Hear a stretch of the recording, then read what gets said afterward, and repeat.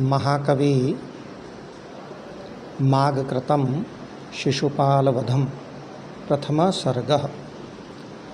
हम महाकवि माघ द्वारा विरचित शिशुपालवधम नामक महाकाव्य के प्रथम सर्ग का अध्ययन करने जा रहे हैं। प्रिय विद्यार्थियों, आपने संस्कृत में यह प्रसिद्ध उक्ति सुनी होगी, उपमा कालिदासस्य भारवेरर्थगौरवं दण्डिनः पदलालित्यं माघे सन्ति त्रयो गुणाः। अर्थात कालिदास उपमा के लिए प्रसिद्ध हैं,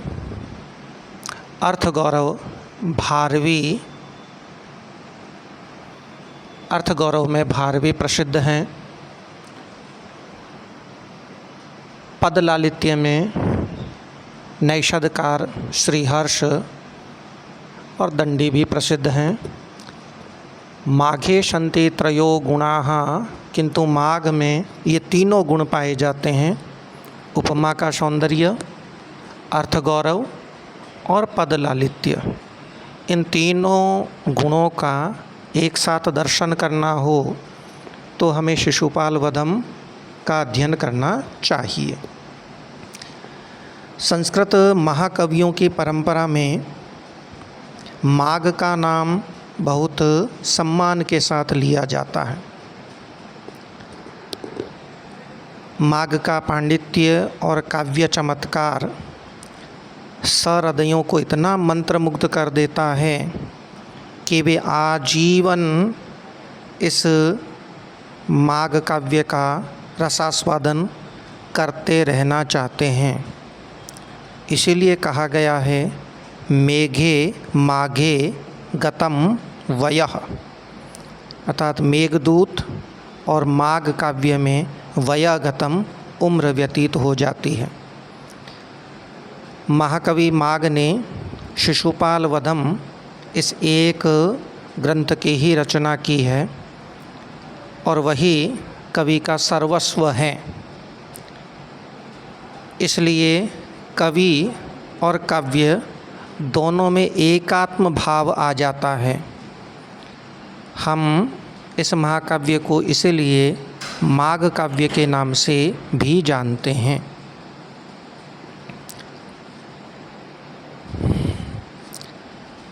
महाकवि माघ ने अपने इस शिशुपाल वधम महाकाव्य के अंतिम सर्ग 20वें सर्ग में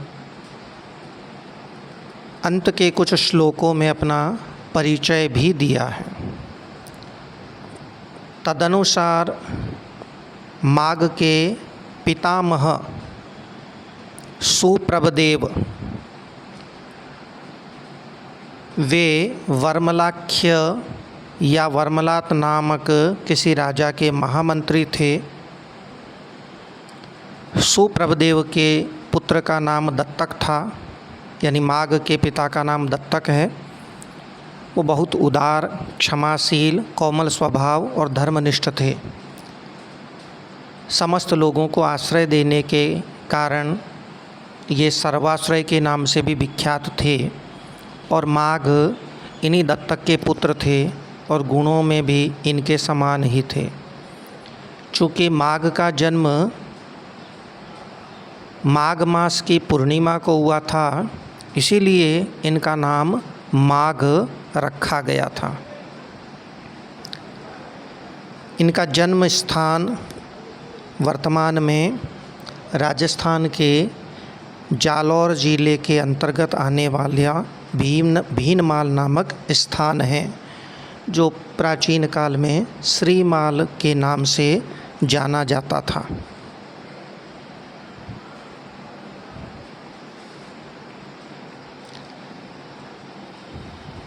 माघ का समय यदि देखा जाए तो विभिन्न प्रमाणों के आधार पर इनका समय 7वीं से 8वीं शताब्दी के मध्य आता है।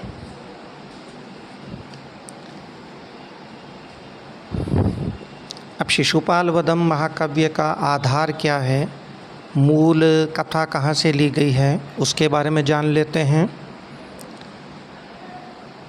महाभारत के सभा पर्व में शिशुपाल वधम की कथा आती है।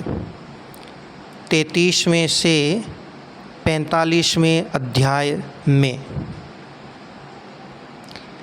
इसके अलावा यह श्रीमद्भागवत महापुराण में, विष्णु पुराण में, ब्रह्मवैवर्त पुराण और अग्नि पुराण में भी प्रसंग आता है। इस महाभारत की कथा को आप संक्षेप में जान लीजिए। जब युधिष्ठिर इंद्रप्रस्थ में राज्य कर रहे थे तो वहाँ कभी भ्रमण करते हुए नारद जी आए। युधिष्ठिर उनका आदर सत्कार करते हैं और प्रसन्न होकर नारद उन्हें राजसूय यज्ञ करने का परामर्श देते हैं। नारद जी के चले जाने पर भाइयों से परामर्श करके युधिष्ठिर श्री कृष्ण को आमंत्रित करते हैं। कृष्ण कहते हैं कि राजसूय यज्ञ के अधिकारी आप तब हो पाएंगे जब जरासंध नहीं रहेगा, तो पहले आप जरासंध का वध करें, फिर राजसूय यज्ञ करें। फिर भीम के द्वारा जरासंध का वध किया जाता है और फिर राजसूय यज्ञ का भव्य आयोजन भी होता है। उस यज्ञ में श्री कृष्ण ब्राह्मणों के चरण धोने का कार्य करते हैं। जब यज्ञ में प्रथम अर्घ्य देने का प्रश्न उठता है तो पितामह भीष्म श्री कृष्ण को ही सबसे उपयुक्त ठहराते हैं। इससे उनके बुआ का पुत्र शिशुपाल वो क्रुद्ध हो जाता है और वह श्री कृष्ण को गालियाँ देने लगता है। श्री कृष्ण ने बुआ को शिशुपाल के 100 अपराध क्षमा करने का वचन दिया था, इसलिए वे उनके अपराधों को गिनते रहते हैं और जैसे ही 100 अपराध पूर्ण होते हैं वे अपने सुदर्शन चक्र से शिशुपाल का गला राजसभा में ही काट देते हैं। बस महाभारत का ये छोटा सा कथानक महाकवि माघ की विशिष्ट प्रतिभा के स्पर्श से विशाल महाकाव्यत्व को प्राप्त हो गया है। प्रिय विद्यार्थियों, महाकाव्य के बारे में आप जानते होंगे। महाकाव्य का लक्षण है सर्गबद्धो महाकाव्यम तत्रैको नायक सुरः, अर्थात महाकाव्य सर्गों में निबद्ध किया जाता है और उसमें एक नायक होता है। अनेक नायक भी हो सकते हैं, पर जो भी नायक हो वह धीरोदात्त गुणों से युक्त होता है। और श्रृंगार वीर शांतानाम एको अंगीरस इष्यते, इस उक्ति के अनुसार महाकाव्य का मुख्य रस या तो श्रृंगार या वीर अथवा शांत होता है। बाकी सारे रस गौण रूप में, अंग रूप में हुआ करते हैं। तो इस दृष्टिकोण से विचार किया जाए तो शिशुपाल वधम भी सर्गबद्ध महाकाव्य हैं और इसमें कुल 20 सर्ग हैं।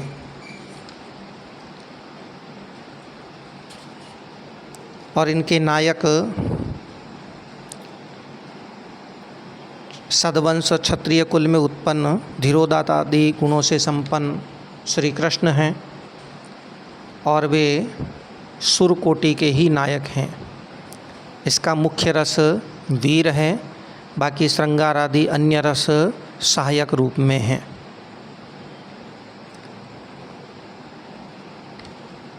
तो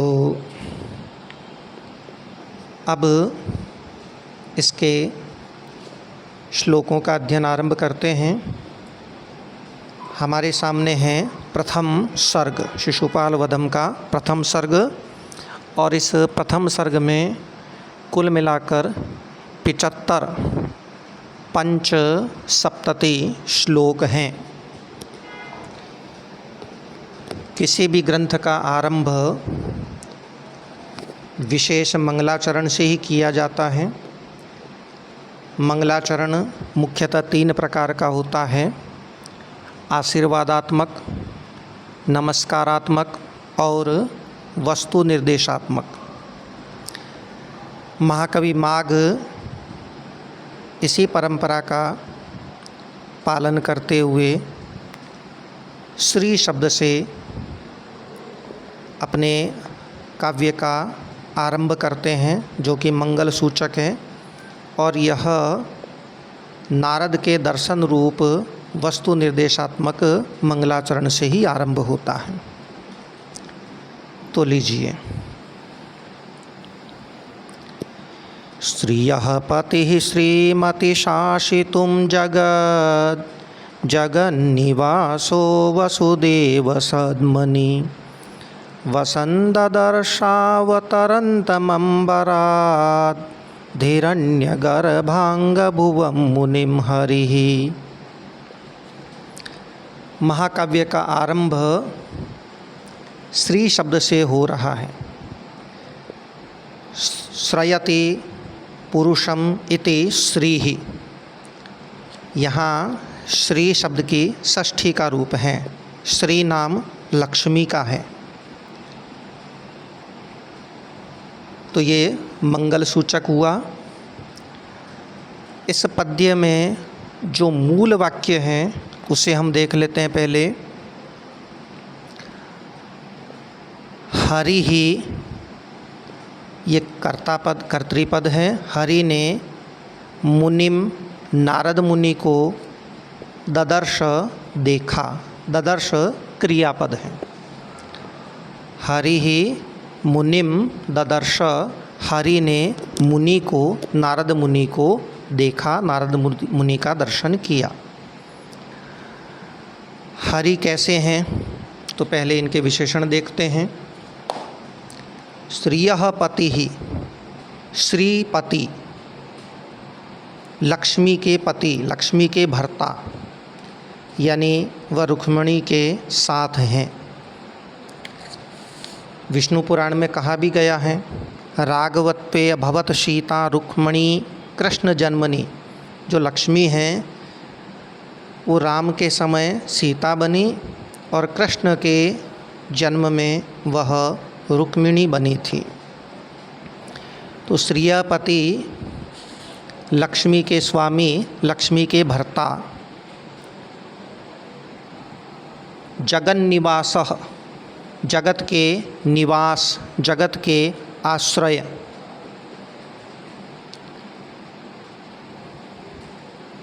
हरि ही, हरि ने मुनिम ददर्श, मुनि को देखा। हरि के लिए एक शब्द और आया है, वसन, निवास करते हुए। कहाँ निवास करते हुए और किस लिए निवास करते हुए, तो बताते हैं वसुदेव सद्मनि, वसुदेव के महल में, वसुदेव के प्रासाद में वसन, निवास करते हुए। वसुदेव सद्मनि यहाँ सप्तमी विभक्ति है और श्रीमती यहाँ भी सप्तमी है, तो ये उसका विशेषण है। श्री से संपन्न वसुदेव के महल में, वसुदेव के आवास में, घर में वसन, निवास करते हुए।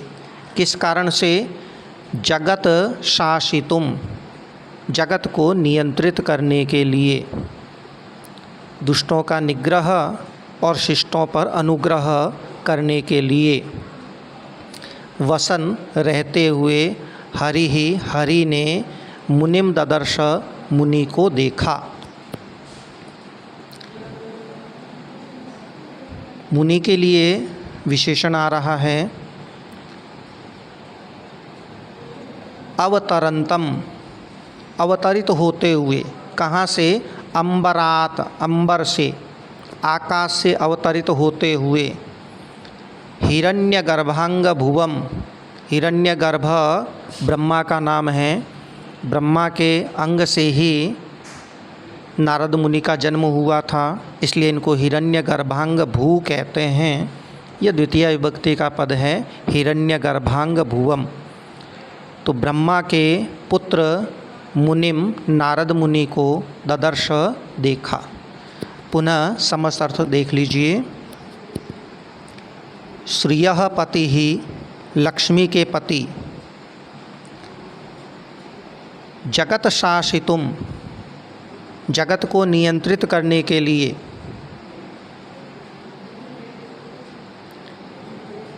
क्षम्यताम, श्रियः पति ही, लक्ष्मी के पति। जगन निवास, जगत के आश्रय भूत। और जगत शासितुम, जगत को नियंत्रित करने के लिए। श्रीमती वसुदेव सद्मनि, श्रीमती लक्ष्मी से युक्त वसुदेव सद्मनि, वसुदेव के घर में वसन निवास करते हुए। मुनि ही, हरि ही, हरि विष्णु ने। अंबरात अवतरंतम, आकाश से उतरते हुए। हिरण्यगर्भांग भुवम, ब्रह्मा के पुत्र मुनिम, मुनि नारद को ददर्श, देखा। यहाँ एक तो विरोध की प्रतीति हो रही है, विरोध का आभास हो रहा है। जो जगत के आश्रय हैं और वही जगत में निवास कर रहे हैं, इस प्रकार विरोध की प्रतीति होती है। सारा जगत ही जिसमें निवास कर रहा है, वही जगत के एक स्थान में रह रहे हैं, तो ये विरोधाभास अलंकार होता है। इसके अलावा आधार और आधेय बराबर होने चाहिए, एक रूप होने चाहिए। पर यहाँ सारे संसार के जो आधार हैं वो एक छोटे से वसुदेव के घर में निवास करते हुए वर्णित किए गए हैं। तो यहाँ अधिक नामक अलंकार भी है। आधाराधेयो आनुरूप्या भावो अधिको मत। आधार और आधेय, इनमें अनुरूपता का अभाव होना ही अधिक नामक अलंकार होता है। और वर्णों की आवृत्ति होने के कारण अनुप्रास अलंकार तो स्पष्ट है ही।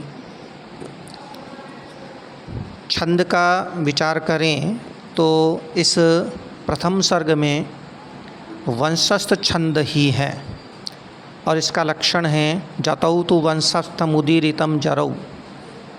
इस छंद में प्रत्येक चरण में 12 वर्ण होते हैं, जो क्रमशः जतौ जरौ यानी जगण, तगण, जगण और रगण के रूप में व्यवस्थित रहते हैं। सर्ग के अंत में नियमानुसार छंद परिवर्तित होता है, तो वह हमें इस शिशुपाल वधम के प्रथम सर्ग में मिलेगा भी। आगे बढ़ते हैं। दूसरा श्लोक। जब भगवान श्री कृष्ण ने नारद मुनि को आकाश मार्ग से भूमि की ओर आते हुए देखा, उस समय नगरवासी भी उन्हें विस्मयपूर्वक देखने लगे, और ये एक स्वाभाविक प्रवृत्ति होती है। नारद जो हैं वो एक तेज पुंज के रूप में अवतरित हो रहे हैं, तो लोगों ने बड़े विस्मय से देखा उन्हें। महाकवि माघ कहते हैं, गतं तिरश्चीनमनुरुषारथेः प्रसिद्धमूर्ध्वज्वलनं हविर्भुजः पतत्यदोधाम विसारि सर्वतः किमेतदेत्याकुलमीक्षितं जनैः।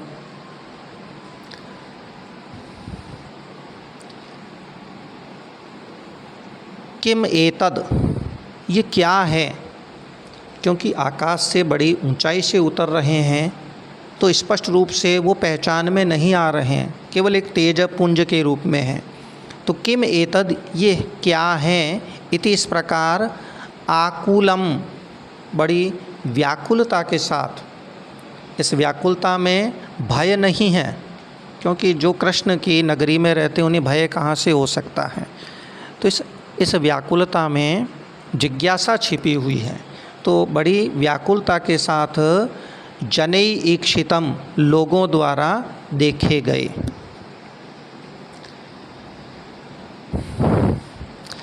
तो किस रूप में देखे गए? पहले लोगों को लगा कि ये शायद सूर्य होंगे, लेकिन थोड़ी देर में ही उन्हें निश्चय हो गया कि सूर्य तो नहीं है, क्योंकि सूर्य की गति तिरछी होती है, वो पूरब से पश्चिम की ओर चलते हैं, तिरछा चलते हैं, तो ये सूर्य तो नहीं हो सकते। फिर उन्हें लगा कि ये हविर्भुज हो सकते हैं, अग्नि हो सकते हैं, लेकिन यह संदेह भी दूर हो गया, क्योंकि अग्नि जो है वो ऊर्ध्व स्फुरण करती है, ऊपर की ओर उसका ज्वलन होता है, तो ये अग्नि भी नहीं है। और ये जो तेज पुंज है, इसका तेज सब और फैल रहा है और ये नीचे की ओर आ रहा है, तो ये वास्तव में है क्या? तो चलिए इसका अर्थ देखते हैं। गतम तिरश्चीनम अनूरुसारथे, अनूरुसारथे, अनूरुसारथी सूर्य का नाम है। अविद्यमानौ उरु यस्य स अनूरुः, स सारथी यस्य स अनूरुसारथिः।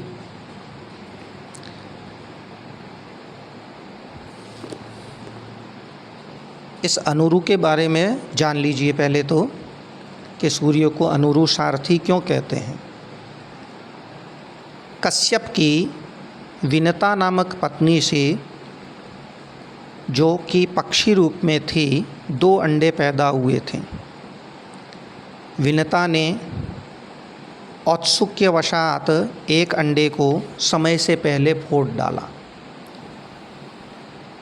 तो जो बच्चा हुआ उसके ऊपरी अवयव तो पूरे हो चुके थे, लेकिन वो अधपका था, कमर से नीचे के अवयव उसके पूरे नहीं हुए थे, इसलिए उसका नाम अनूरु पड़ा। उरु कमर के नीचे का स्थान है, तो उरु जिसके है ही नहीं वो अनूरु है। अब उसे सूर्य के ताप की आवश्यकता हो रही थी, पूरा ताप उसे मिल नहीं पाया था अंडा समय से पहले फोड़ देने के कारण, अतः कश्यप की आज्ञा से उसे सूर्य का सारथी बना दिया गया, जो हर समय उसके साथ रहता है, और इसी अनूरु का नाम अरुण है। हाँ, जो दूसरा अंडा था वो तो पूरे समय पर ही फूटा था और उससे गरुड़ का जन्म हुआ था। तो अनूरुसारथी, अनूरुसारथी सूर्यस्य, सूर्य की गतम गमन गति वो तिरश्चीनम तिरछी होती है, तो ये सूर्य तो नहीं हो सकता।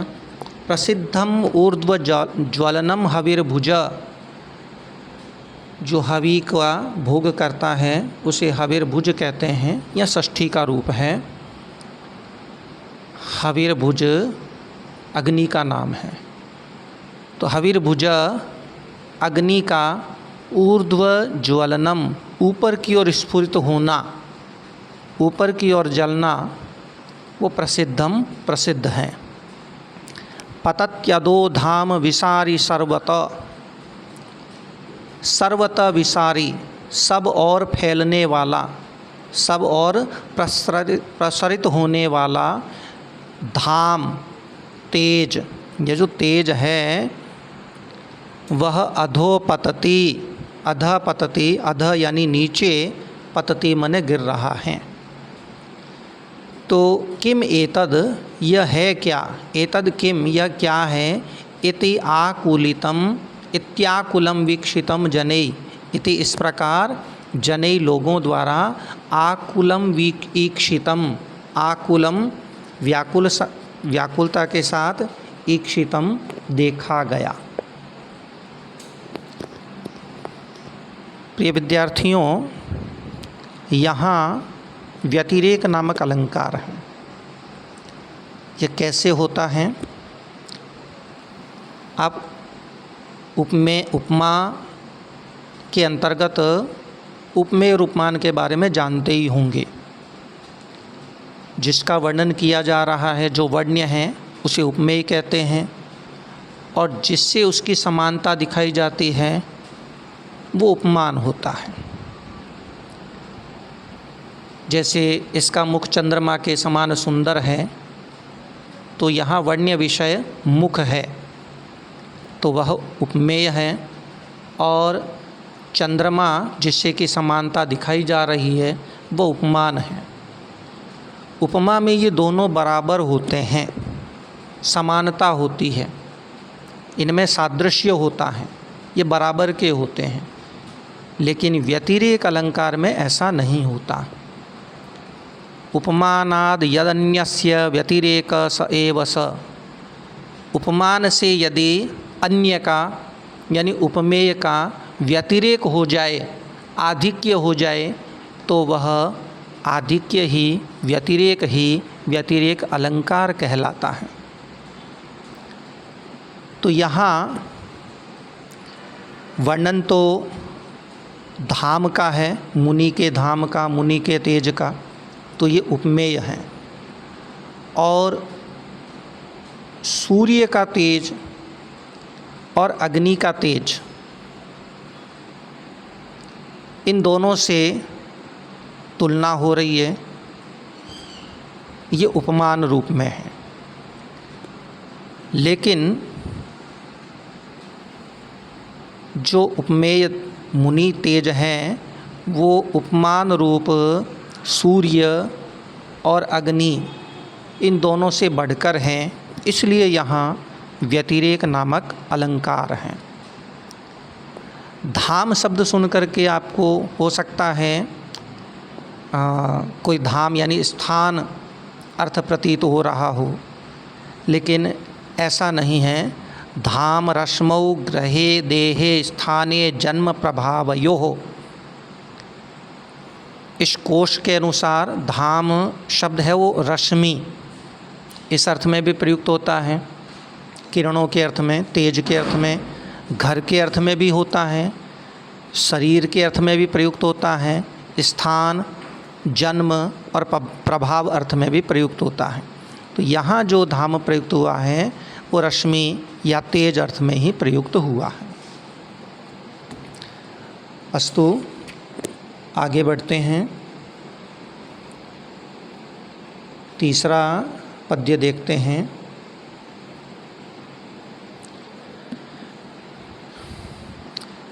चयस्त्विषामित्यवधारितं पुरा ततः शरीरीति विभाविताकृतिं विभुर्विभक्तावयवं पुमानिति क्रमादमुं नारद इत्यबोधश। बड़ा स्वाभाविक वर्णन किया जा रहा है। सभी लोग आश्चर्यपूर्वक उस तेज को आंखें फाड़े देख रहे हैं। जब वो कुछ नीचे आए, वह तेज पुंज कुछ नीचे आया, तो भगवान श्री कृष्ण उसे पहचान पाए। इसी का यहाँ वर्णन किया गया। कृष्ण के लिए जो शब्द प्रयुक्त किया गया विशेषण, वो विभु। विभु यानी समर्थ, वस्तु तत्व का अवधारण करने में समर्थ। लेकिन फिर भी वो उस तेज पुंज को पहचान नहीं पाए, तो लोक दृष्टि से ही उसको यहाँ बताया जा रहा है। वैसे तो हरि सब कुछ जानने वाले हैं, लेकिन लोक दृष्टि से पहचानने का जो क्रम होता है वह यहाँ स्पष्ट किया जा रहा है। तो विभुः वस्तु तत्व का अवधारण करने में समर्थ श्री कृष्ण ने पूरा मने पहले वो उन्हें किस रूप में लगा? चयस्त्विषाम, त्विषाम चयः, त्विषाम तेज का, चय मने पुंज है, इति अवधारितम, इति इस प्रकार अवधारितम निश्चय किया कि ये कोई तेज का पुंज है। लेकिन जब वो और नज़दीक आया तब किस रूप में प्रतीति हो रही है। ततः उसके बाद तेज पुंज के उस नारद रूप जो तेज पुंज है उसके आकाश से उतरते वक्त और नज़दीक आने पर, ततः और थोड़ा समीप आने पर, शरीरी इति विभाविताकृतिम, विभाविताकृतिम आकृति संस्थान के विभावित कर दिए जाने पर, प्रकट कर दिए जाने पर, शरीरी इति यह कोई शरीरधारी है, यह कोई चेतन तत्व है।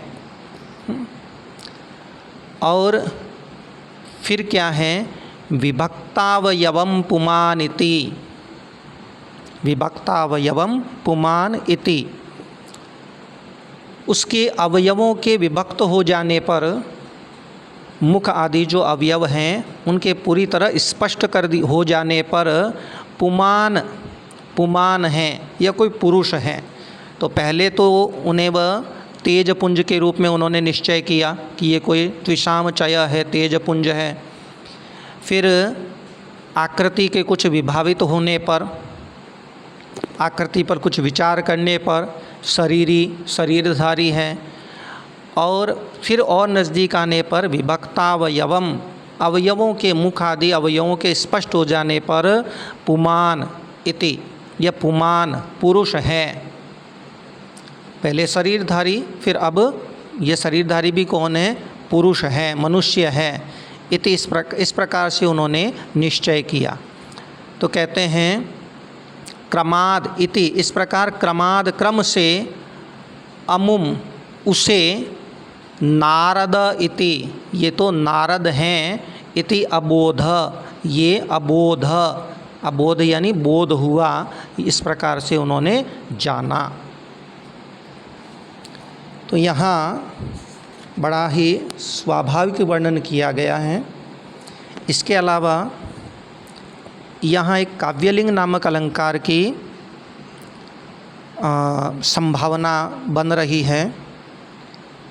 जब वाक्य या पदार्थ को हेतु के रूप में कहा जाता है तो वह काव्यलिंग अलंकार कहा जाता है। तो यहाँ शरीरी, ये शरीरधारी है, इसमें कौन सा हेतु है, विभाविताकृतिम, यह कोई पुरुष है, इसमें हेतु क्या है, कारण क्या है, विभक्तावयवम। तो ये विभक्तावयव और विभाविताकृति क्रमशः पुमान और शरीरी इनके हेतु के रूप में कहे गए हैं, अवधारण करने में हेतु के रूप में ये आए हैं। इसलिए यहाँ हेतोर वाक्य पदार्थत्वे काव्यलिंगम निगद्यते, इस लक्षण के अनुसार काव्यलिंग अलंकार हैं। तो ज्ञान का एक विशेष क्रम ही हुआ करता है।